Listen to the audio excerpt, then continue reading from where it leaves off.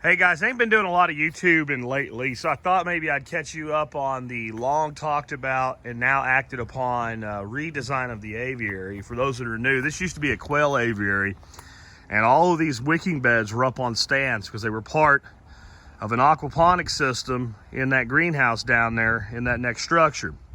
And there's this line here, you can see I've been removing it, that basically was a return line, and water came out of these. So we had water coming in the top, flowing through the bottom and out, and that maintained a water level about right there.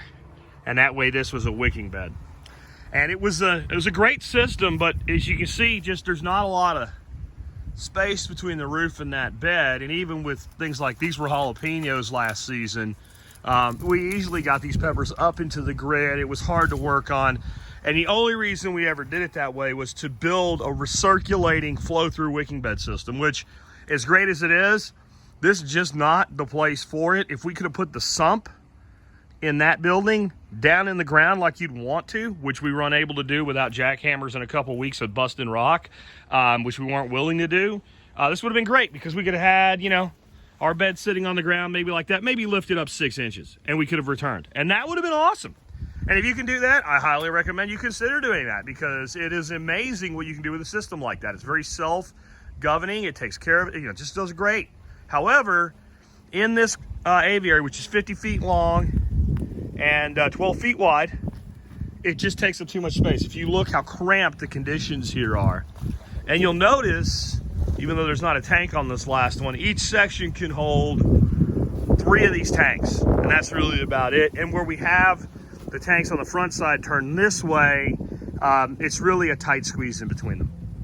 Additionally, no matter what we do, if we turn both of them long ways, it's not going to work. And there's limits to how many of these can go across. That's not really a problem because we're going to be able to grow more in here than we really need to anyway with the space that we have.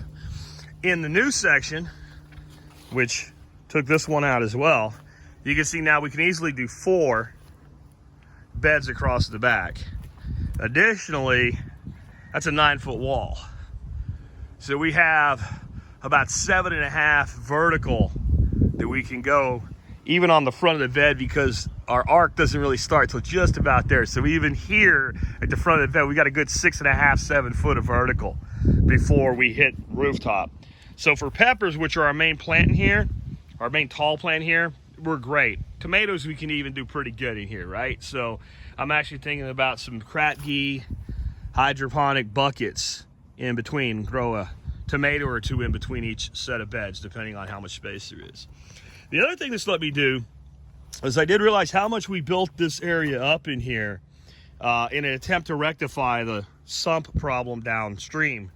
And that let me, if you look at the difference between the height of this and this, it's about 8 inches. So I got another 8 inches by dropping these down into the ground, level them off. So now we've got 3 brand new wicking beds. They're just basically retooled, and we got one here that's been gutted out. It's the one I gutted out yesterday, and it kind of puts me in a position of being more crowded until I get less crowded. And the last thing I want to do is take all the dirt and the rock out of here just to bring it back in. So I'm kind of like stacking it to the side.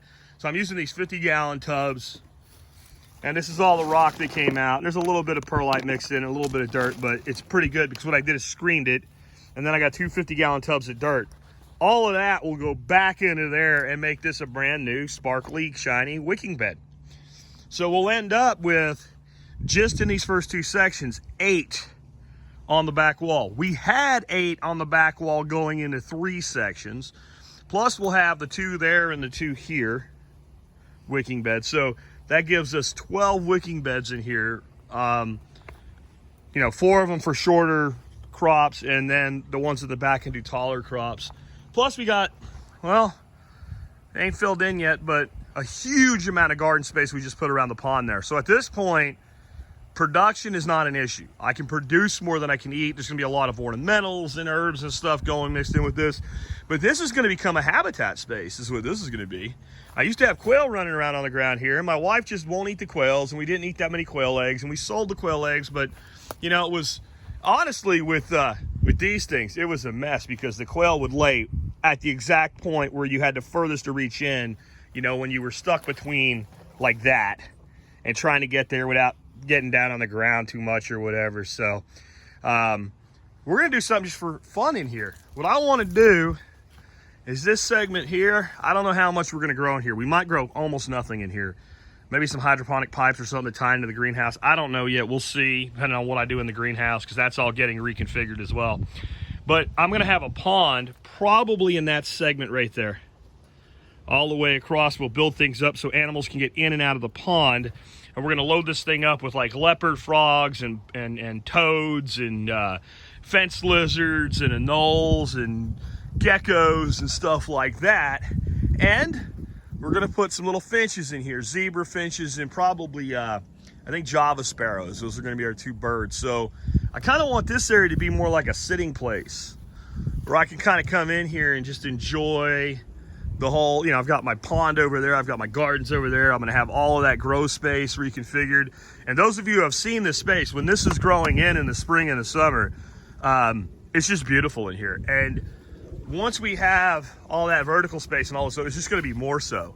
And to be able to sit out here in the spring with the little birds flying around and bathing in the ponds and the frogs chirping and all, and then having my big pond there, I'm trying to kind of move towards something that's more recreational and productive at the same time. And, we built this kind of on a wild idea, and we proved that it worked, but it didn't work for us. Like, we really didn't benefit from having a quail aviary. It just wasn't something that worked for us from a production standpoint.